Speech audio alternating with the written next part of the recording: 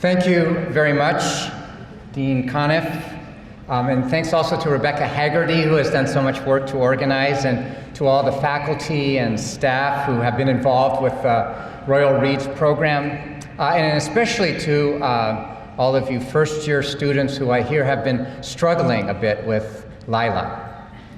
If you have been, don't panic. You're maybe just where you should be. And hopefully at the end of the talk tonight, you might have a little bit more of an idea of why it might be okay to struggle a bit more. I'm really honored to be able to speak with you tonight about some topics that are dear to my heart. The tradition of Jesuit education that you will find here at the U. And to begin, I would like to have you ask yourself, what is the main thing that a Jesuit university like the U wants to teach you?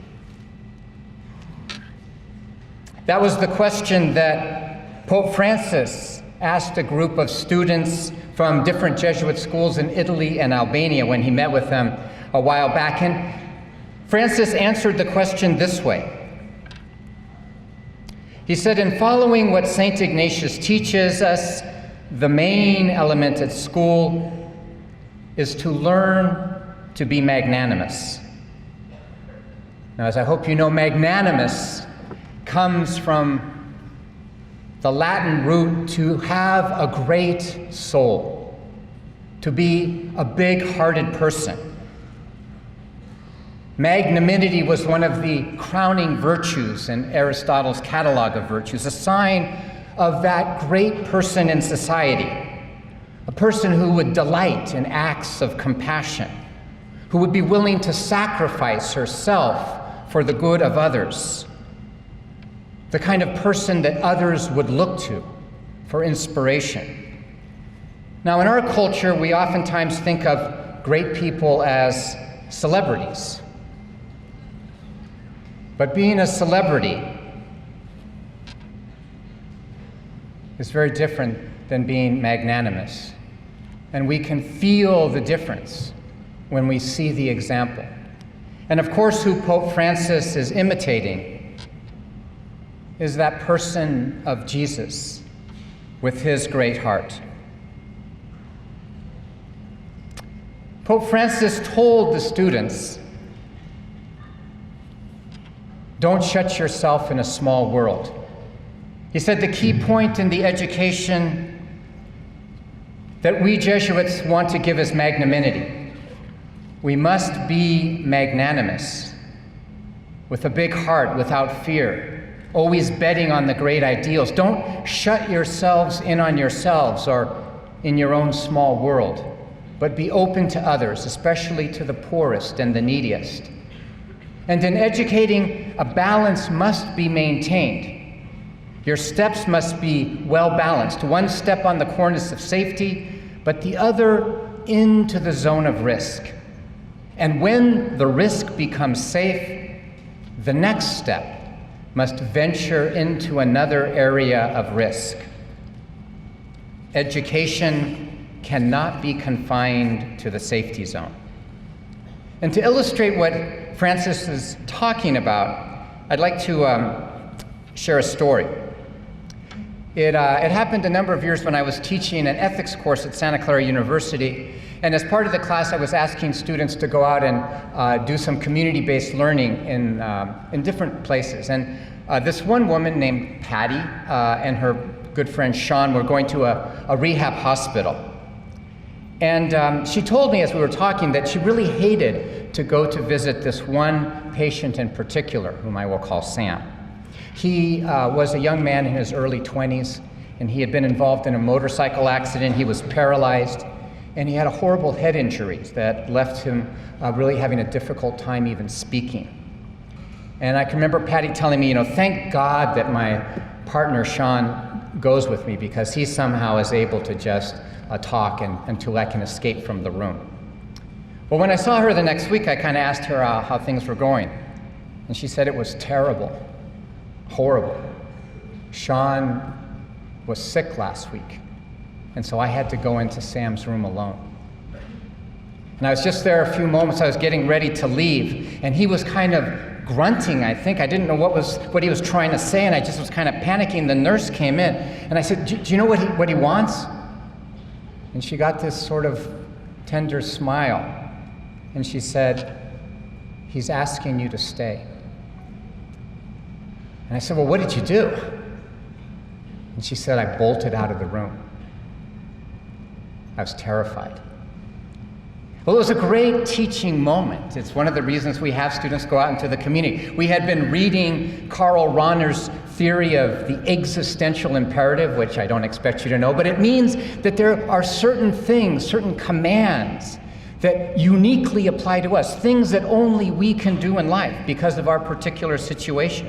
And she said in that moment, in that room, she knew what Rahner was talking about, that she felt there was something life was asking of her, but she wasn't strong enough to do it.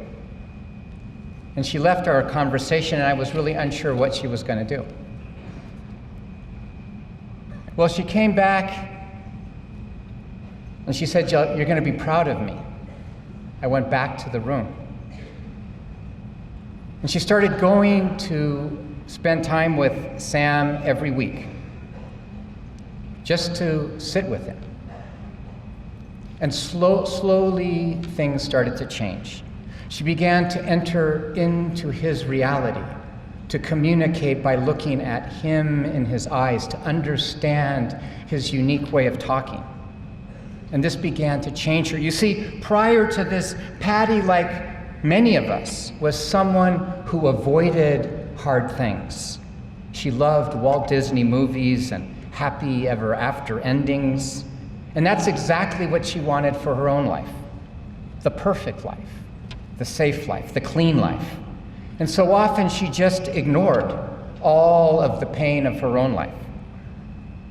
But sitting in that hospital room, she began to find the courage to look at her own reality. And in her act of magnanimity, she began to discover a unique joy that comes from not denying the darkness, but going through it together. Now, I'm not saying this because service is a good, churchy thing to do. It is, but that's not why we do it here at the U. Here we go to these hard places because that is the fundamental starting place for a Jesuit education. And it's the place that we must begin if we are to find that magnanimity of which Pope Francis speaks. In 2010, the head of the Jesuits, Father Adolfo Nicolas, made this point much more eloquently than I can. He said that our world, your world, is suffering from a globalization of superficiality. We live in a world of fast food and instant answers on Google, a world where conversations are reduced to a text or a tweet, where friendship is a click away on Facebook. I remember one afternoon I was working with some street children in Manila, and we had been spending the afternoon together, and I was with this one little boy named Eric. He was clearly malnourished, dirty from head to toe. And as I was getting ready to leave, he said, "Father, can I ask you a favor?" And I was getting ready to already take the money out of my pocket. And I said, "What do you need, Eric?" And he said, "Can I friend you on Facebook?" What a world we live in. And in response to this globalization of superficiality, Father Nicholas says that Jesuit education must promote a unique depth of thought and imagination that are central to our tradition. He says this: depth of thought and imagination in the Ignatian tradition involves a profound engagement with the real, a refusal to let go until one goes beneath the surface. The starting point, then, will always be what is real, the world as we encounter it, a world of suffering and need, a broken world with many broken people in need of healing. We start there. We don't run away from there. And then Ignatius guides us to enter into the depths of that reality, beyond what can be perceived most immediately. He leads one to see the hidden presence and action of God in what is seen, touched, smelt, felt. And that encounter with what is deepest changes the person. I want to give you an image that one of my students took in an informal settler, a squatter village in Manila, of what this imagination, this pedagogy of transformation is about. That we go into the depths of dark reality and we seek the grace that shines. And that encounter with what is deepest will change you. To illustrate what Father Nicolas is talking about, I want to tell you about a community called Las Nubes, which literally means the clouds. It's up on a volcano. It takes about an hour and a half to walk up there.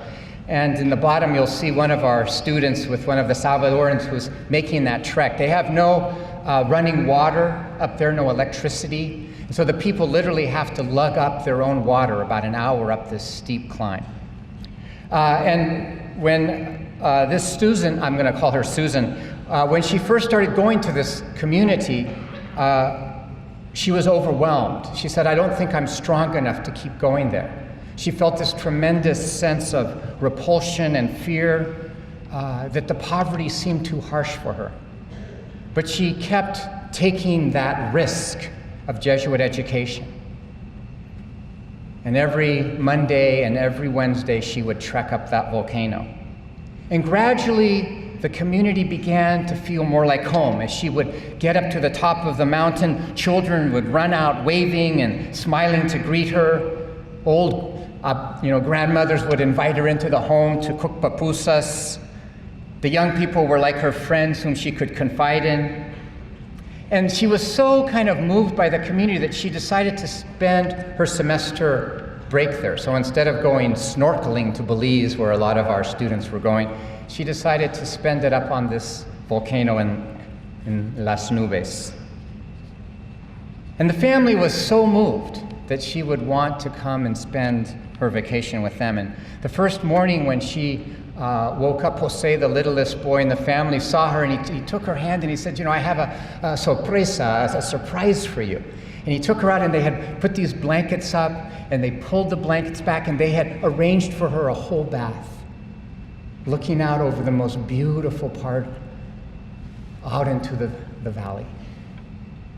And when she got into the bath, she was moved to tears because she realized that this was their drinking water that they had lugged up the volcano, and how many containers of water they had to carry to fill her bath. And she felt her heart just overflowing with images of all these people she had come to love. And she felt there was no place she would rather be.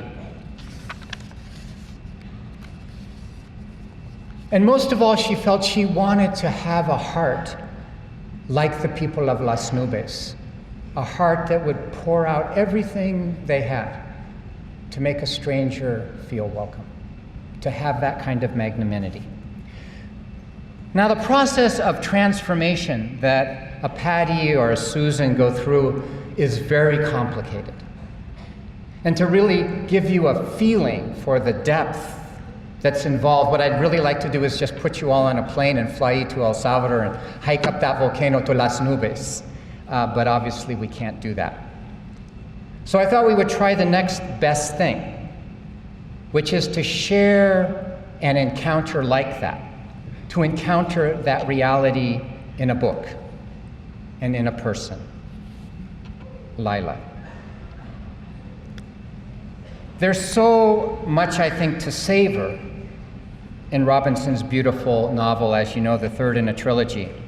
But as a way of contributing to what I hope is just the beginning of your year-long conversation, tonight I'd like to focus on how Lila not only lets us collectively know the heart of someone who has profoundly suffered, but also to watch together how she moves to claim the life that wants to save her.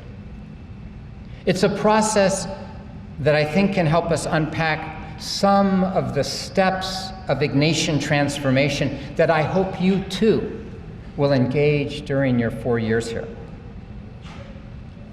Lila is the story of a wanderer. Lila, who ventures into a church to get out of the rain on a Sunday in Gilead, and eventually ends up marrying the old widowed pastor of the community, John Ames. And in their first real conversation, Lila goes to see Ames because there's a question that's been haunting her. I've just been wondering lately why things happen the way they do. It's a classic example of who Lila is. Because as we know, behind that simple, plain-sounding question lies a world both of shame and suffering, but also a world of community and life. What she's really asking is, why do we suffer as we do, and yet at times feel so filled with a wild passion to live? Why was I cast out and neglected as a child, but why did a stranger, a fierce old woman doll, rescue me? Why did I spend my childhood wandering with this ragtag group of day workers, scraping out an existence? And yet why do I also recall these moments of gratuitous beauty and friendship, a sense of this mysterious life that's throbbing through all of us? Why did I let myself surrender in despair and be trapped in darkness in a brothel in St. Louis? And what was that life that rose up and set me free? It is this mysterious mix of suffering and blessing that she wants to ask about. And I hope you know there is nothing more precious than that moment when someone entrusts you with a question that opens up their heart. John Ames sees this, and he realizes what a gift he's being given. In taking a risk to ask this question, she models a crucial risk that you must also take. Ask big questions. The big questions are the ones that don't have answers. The great Danish writer and philosopher Henry Mulisch said, when asked, "What's the meaning of life?" he said, "Make the puzzle bigger. Make the puzzle bigger." Ultimate questions are the ones that don't have any final answers, and they're the best to ask because, as we see in the novel, it is the process of engaging these big questions that transforms Lila, not always finding a specific answer.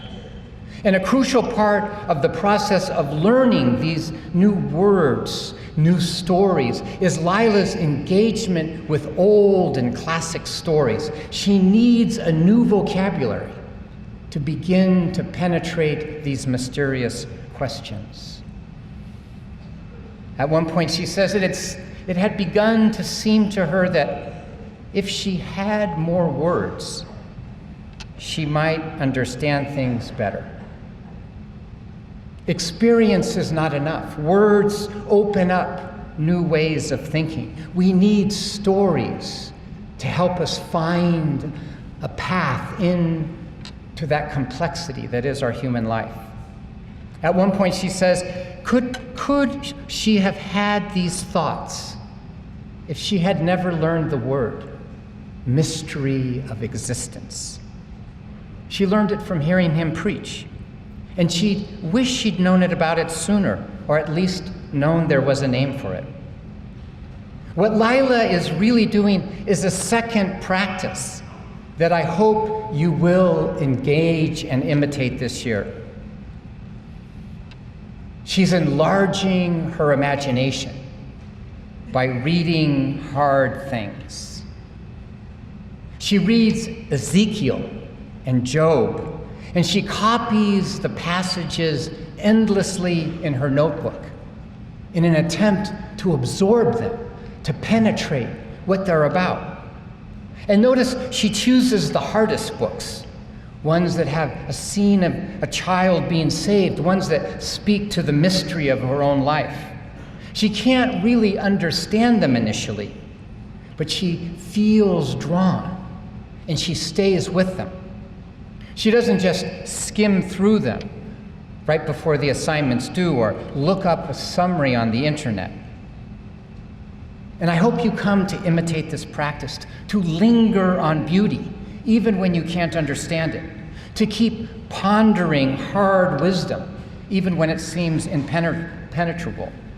Because gradually, I promise you, as happens with Lila, it will begin to soak in and change the way you see the world. That's one of the reasons we asked you to read a hard book, so that you could have the experience Lila has. Lila is in a world that makes no sense, and she can't figure it out. That's what life feels like. And so she engages texts that she can't quite make sense of, but she stays with them. And the wonder of it is that they open her up to a new vision. Nothing is more amazing than when that happens to you. And I hope that will happen to you this year. That by May you'll look back and you'll say, my goodness, what I didn't see in September. Get to know Lila.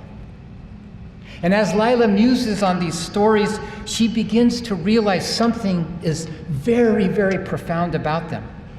That they change completely how we make sense of that crazy reality that is human life.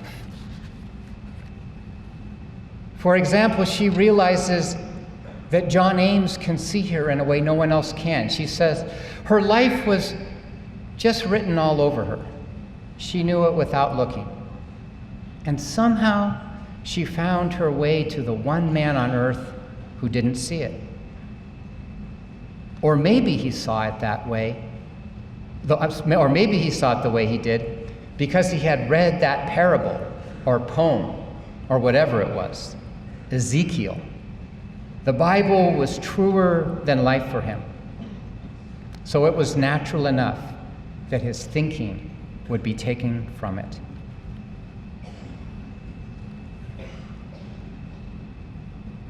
Ames can see something in Lila that other people miss. And what Robinson is trying to suggest to you is that seeing is not just a matter of opening your eyes. As the novelist Annie Dillard says, it's the lover that can see, and the knowledgeable. And the point is, I just don't know what the lover knows. I just can't see the artificial obvious that those in the know construct. And what she means by the artificial obvious is the way we construct and need to construct images to help us penetrate reality. I first understood what Dillard was really talking about when I moved from New Haven, Connecticut to Riverside, California. And from those of you on the East Coast, Riverside is on the edge of a desert in East Los Angeles, and it looks just like this. The city is surrounded by what one of my colleagues at University of California described as piles of rubble. And my brother, who I lived with in New Haven when I was in graduate school, I would call him, and I was just bemoaning my fate. I said, I think I just moved to hell. I'm in this place that's just filled with piles of rock, and it's terrible out here. And I just didn't feel I was getting the sympathy I so richly deserved. And so I said, you really have to come out and visit me. And so finally, after about a couple months, he agreed to fly out. And I picked him up at the airport, and I thought, okay, now he's going to see what I've been living through. So in the morning, he woke up in my little condominium, and we walked out right in along these paths right here And I was just waiting for him to say, "Oh my goodness, look at this, you poor man." Well, he did say, "Oh my goodness," but what he said was, "Oh my goodness, look at this." And he bent down and he picked this and said, "Oh, it is so beautiful. Oh, look at this. That was so very good. Do you know what the importance?" My brother's a geologist. And as he looked at those rocks, he began to describe to me the whole story of what had happened here over thousands and thousands of years. And as he was talking, the place began to transform before my very eyes. You see, seeing is not just a matter of opening your eyes. It's not just a matter of passing your eyes over a text. We need to form the right sorts of images, to have the right imagination to guide our vision. What I'm trying to tell you is that where I saw piles of rubble, my brother saw a story, because he knows rocks and so loves them and so can see them. It's worth asking yourself, what do you love? Do you love your world enough to see it? What are the images that shape the way you see the world, that guide you? As you begin your 4 years here, I think it's one of the most important little moments to really ask yourself that. I'll tell you why. When I was first beginning to teach as a Jesuit, I was living in a freshman residence hall at Santa Clara University. And the first week of school, this young man, I'll call him Joe from Seattle, he bounded into my room there up on the 7th floor of Swig Hall. And I said, "Joe, how are you doing?" He said, "Oh, I love this place. I love my teachers, I love my classes, I love being a Bronco." We're Broncos at Santa Clara. "And most of all, I met the woman I am going to marry." It was amazing. There we were in class. I looked across the room. Our eyes met. It was that chemistry you feel, and I just knew we were meant for each other. We're going to be together forever. And sure enough, they just started hanging out together. She lived on my floor there on the 7th floor, and so they were there pretty soon, inseparable. I'd see them late at night. I'd get up in the morning, and they'd still be there. And I thought, oh my goodness, they're studying so hard. It's really amazing. And so things were kind of going along swimmingly until about 2 weeks had passed, and I saw Joe, and he looked like he had just been run over by a truck. Low clouds over his head. And I said, "Joe, what happened?" He said, "Oh, that witch, she didn't quite say which. That witch, she broke my heart. And I can't get out of bed. I can't function. I can't go to class." Well, I was younger in those days, and I was really worried about this. So I said, "Come in," and we would have all sorts of late night counseling sessions. And I was worried if he was ever going to be able to find his way back to life and love again. And a number of weeks went by, and nothing seemed to be helping. And then I saw him. He was just bounding across campus. And I thought, oh my goodness, I really have done a good job. And I said, "Joe, what happened?" He said, "Oh, you're not going to believe this. But I realized I needed to have that horrible experience with the witch Martha in order to know and meet who I really am supposed to be with. Julia! Julia's the exact opposite of Martha. And I needed to go through that suffering in order to find her." Well, there they were, same thing, same pattern. Inseparable, the late night study dates, everything was going along until you guessed it, right? A few weeks later, it's worse than before. She breaks his heart, he's moaning, he's crying, he can't get out of bed. He comes into my room. "I don't think I'll ever love again. I can't be with women. They're just too cruel. I don't know if I can. Is it hard to be a Jesuit?" And he was just inconsolable.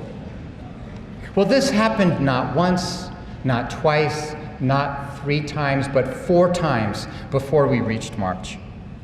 And I kept asking myself, when is experience going to kick in and teach this guy? But nothing seemed to help.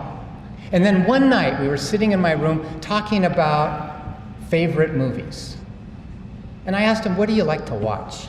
And he gave me the list of the sappiest, most sentimental B films. These are going to be old movies, so you'll know how old I am. But it's like, You Got Mail, Serendipity, The Notebook. Yeah, right? Now, we love these movies, and we like to go to them on a date night, but we don't actually think they're real. But Joe did. He was the only child of a single mother in Seattle, and the only examples he had of married life came from the movies. And no amount of experience was ever going to convince him.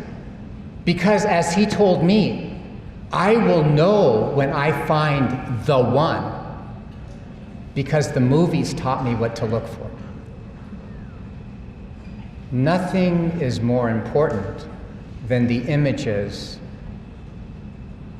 that shape our worldview.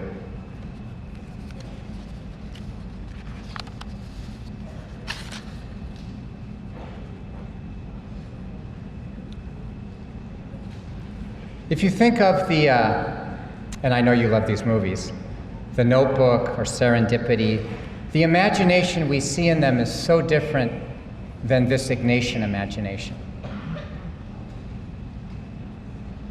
You see, Joe's imagination led him into fantasy, not reality. And in contrast to that depth of imagination that we want to give you, he was always seeking an escape from the complexity of life, not an entry into it. How many people had trouble reading Lila? Yes. And I just want to say that's exactly what you should feel. When our students come down to El Salvador and to the Philippines, that first day, they're overwhelmed. They can't make sense of anything. It's all confusing. And what makes it partially confusing is your imaginations have been shaped by things like The Notebook. But Lila isn't that. It's complex, like reality, which you probably also have a hard time understanding. But coming to have this more complex imagination will let you do something that is invaluable. And it's the third thing that Lila does. She reinvests in a world that breaks her heart. One of the most amazing things about Lila is how she has every reason to give up on life, to surrender to despair and darkness, the way she does when she goes to St. Louis. And yet, over and over again, she chooses to reinvest in life. And one of the great things about Robinson's novel is her ability to capture the genuine contradictions and ambiguities, the doubts and the fears that haunt Lila, and if we're honest, all of us. And yet at the same time, Robinson shows how there is this secret life deep inside her, a fierceness that somehow wants to live in her. And that life keeps calling her to risk, choosing over and over again to trust, to say yes, to reach out for connection. Now, in writing this way, Robinson wants to show you something. To expect ambiguity in your life and in your literature. To expect contradictions, that things aren't simple and they're confusing, but in the midst of this ambiguity, to choose life. As opposed to a romantic Hollywood comedy, in Lila there is no happy ever after following the marriage.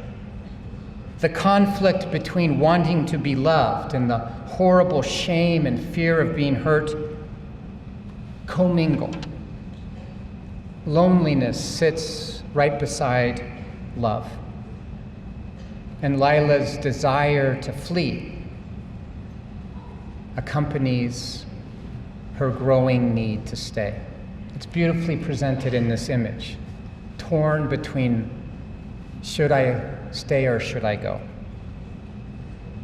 Let me just give you one example to remind you of some passages you might have heard. It's a scene, a beautiful scene, where Lila and Ames are talking about whether she's going to get baptized and whether perhaps they'll get married. And Lila has sort of decided that's not going to happen.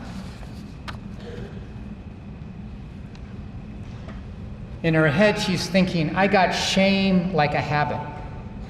And the only thing I feel, it's the only thing I feel except when I'm alone. Just think about it for a moment. This is Lila's reality. She only knows shame and loneliness. And so she says to John Ames, I don't think we better do this. I don't think we better get married. But Ames hangs in there with her. And a few paragraphs later, she's saying, I want this so damn bad. And I hate to want anything. And Ames hangs in there with her. And a few paragraphs later, she says this, I want you to marry me, and I wish I didn't. It's just a misery for me. And then she says, the second you walk off down that road, I'll start telling myself, you're gone for good. And why wouldn't you be? And I'll start trying to hate you for it. And I will hate you for it. And I might even leave here entirely. What Robinson shows us is that when you are scalded, touch hurts. And it makes no difference, even if it's kindly meant. And yet in the midst of all of this back and forth, Lila keeps listening to her heart. And there's a passage that goes like this, now he could comfort her with a look. And what would she do without him? What would she do? Can you feel a sense of that type of ambiguity in your own life? We aren't simple creatures.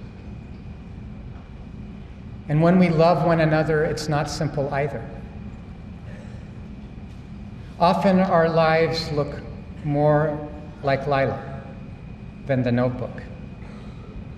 But we deny it. But what Robinson wants to say is, don't panic.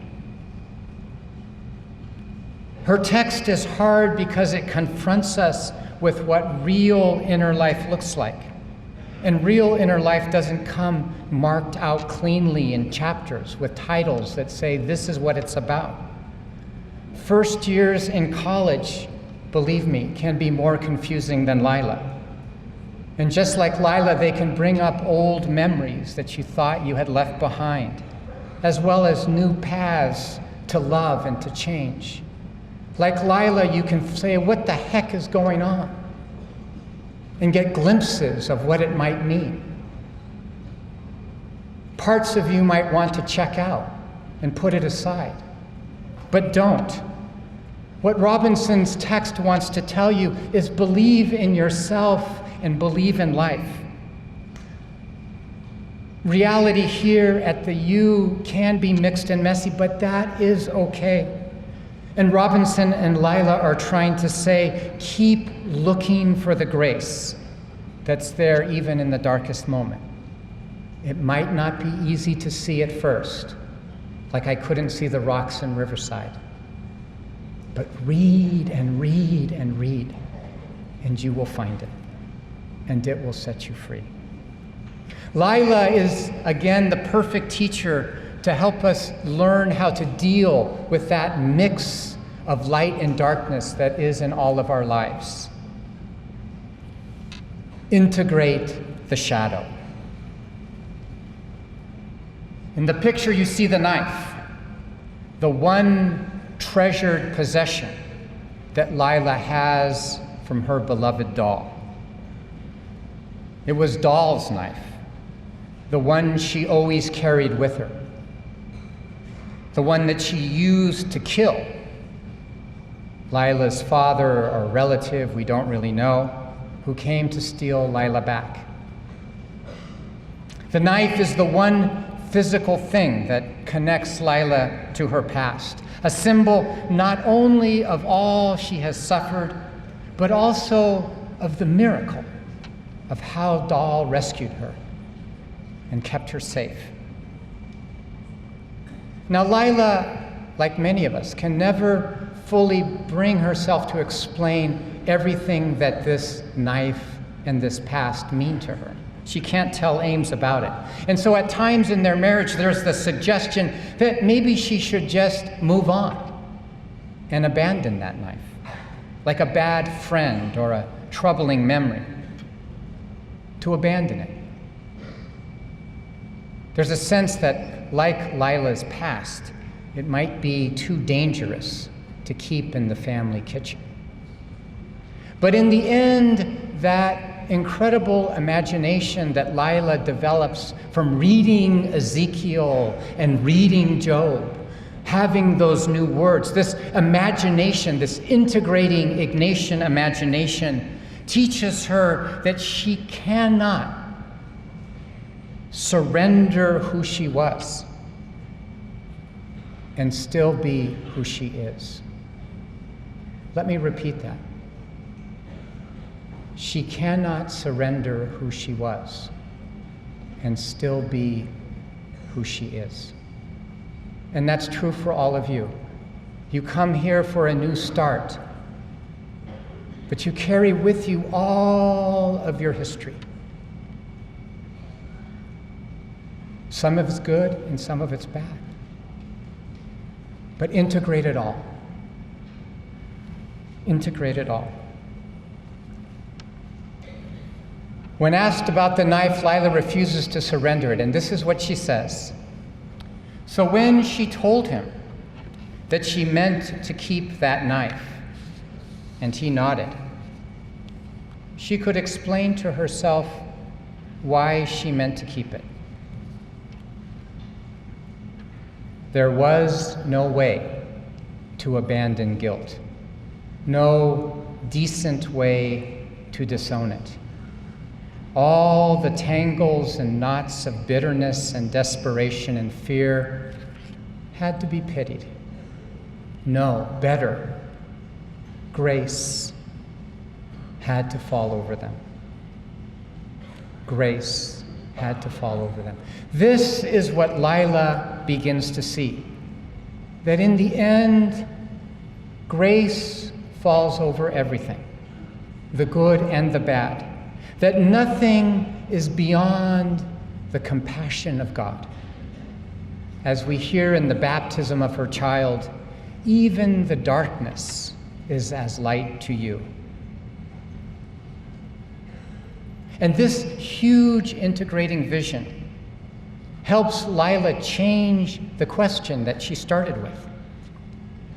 In the end, she does not so much find an answer to the question why things happen the way they do, as she does a way to live with that mystery.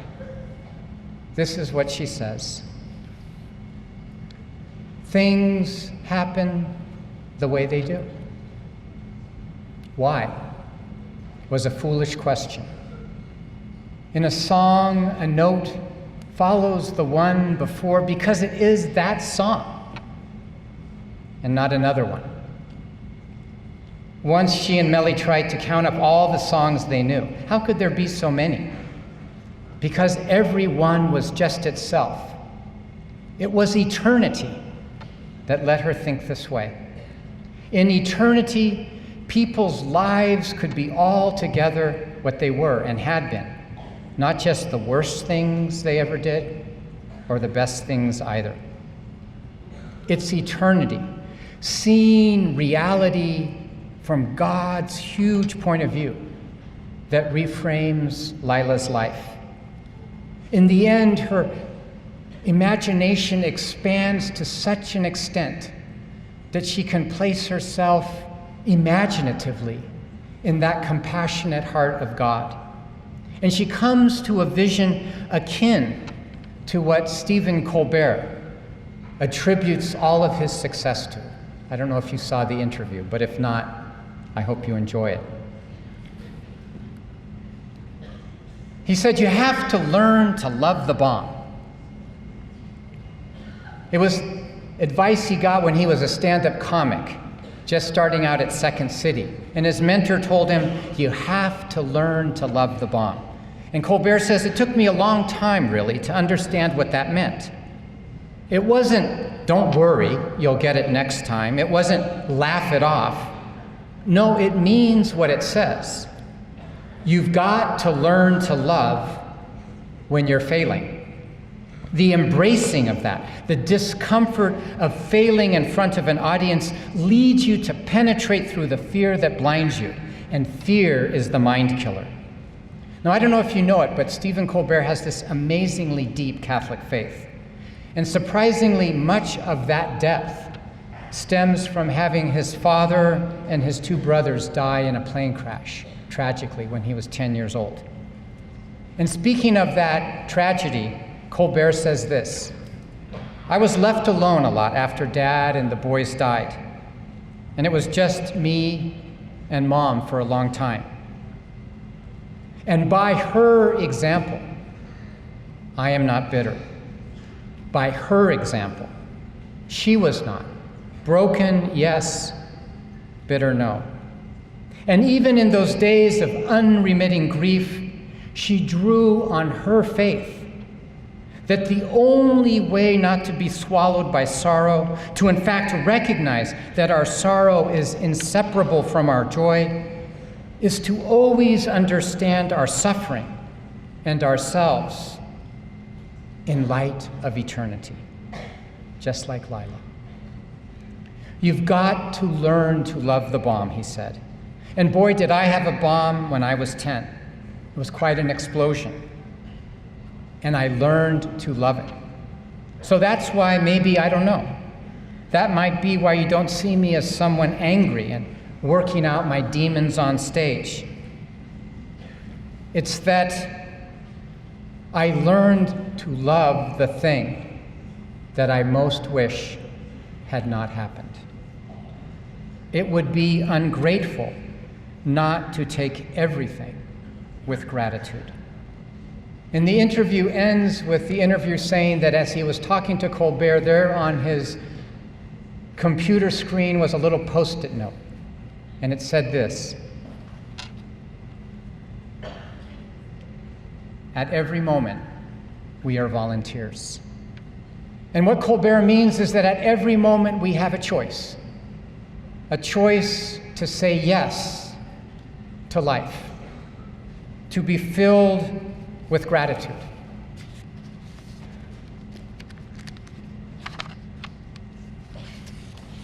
Colbert and Lila both invite us to get out of our own small worlds and inhabit a larger reality, that light of eternity.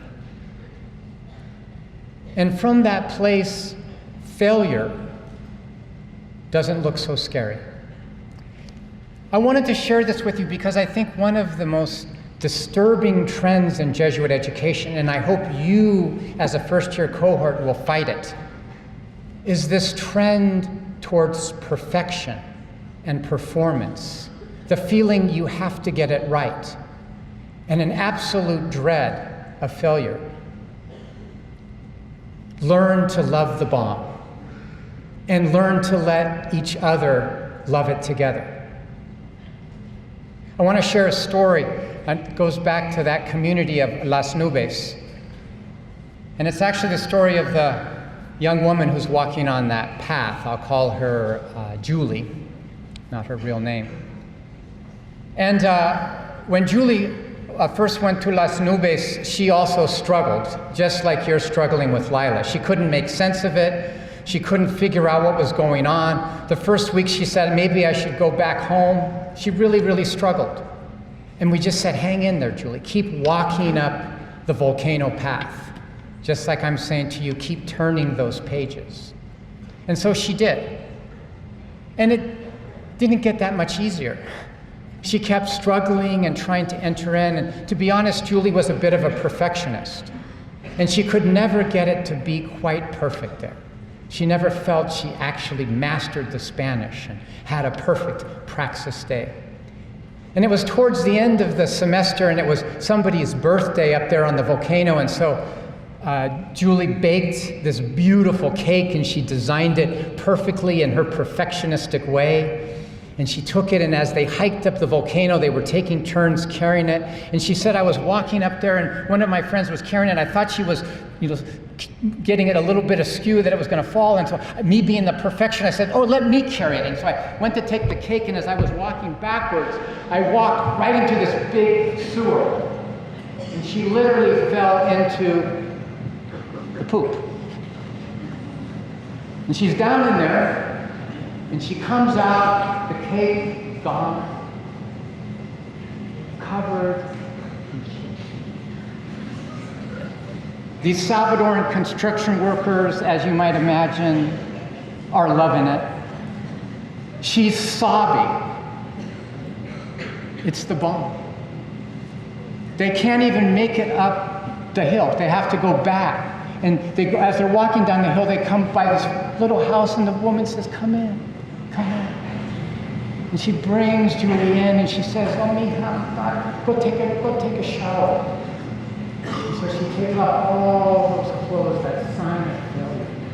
Just sobbing, feeling like, I can never do anything right. And as she comes out of the shower, there on the bed is this white dress laid out, the woman's own dress. She said, take it. Go to the party. Have a good time. And Julie did. And she was there was no cake. And she said, I've never had such a good time. We sat and we laughed about me falling in the sewer, and we joked. And I didn't have to be perfect Julie anymore. I could just be real and just feel their love. You have to learn to love the bomb.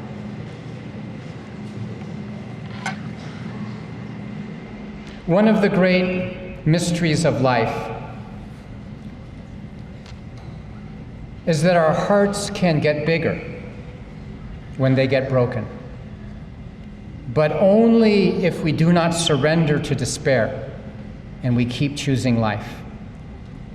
If you take nothing else away from meeting Lila, I hope you will remember the example of her great magnanimous heart. A heart whose compassion we see so clearly when she reaches out to that boy, nobody's child, that she finds in her shack. So great is her compassion that she risks her own life and that of her child so that she can give him a coat to keep him warm. And she weeps when she cannot return to save him. From this crucible of suffering and mystery, beauty, and even love, Lila has become the kind of person Pope Francis would be proud of. A person who plants roses on neglected graves, who tends the garden anonymously for a lonely old preacher, who reaches out to a scared boy on the run from the law, and who in the end prays that even those who hurt her most might find peace in eternity, simply because she could not bear to see them lost. And she so knows the heart of God that she knows God would agree. Lila is like 1,000 people who are waiting to meet you. If you just have the courage and risk leaving the comfort zone of this beautiful campus. Go out and be with those who are suffering. Or maybe go out and be with those who are suffering right here. The one who's sitting by herself in the cafeteria. The one who's walking alone to class. The one who seems just not to get it. Go be with those whose hearts are breaking. I promise you it will be worth the trip. And not just because it will start you down a path to magnanimity yourself, but also because of the people who will become your friends. For as Lila says at the end of the novel about us broken people, she says, "Pity us, yes, but we are brave and wild. More life in us than we can bear. The fire enfolding itself in us." If you struggled with Lila, let me just say this to you tonight. Don't give up trying to get to know her. It takes some work. But the effort will be repaid. When she becomes your friend, she will teach you what it cost her so much to learn. And that vision will set you free. Thank you very, very much.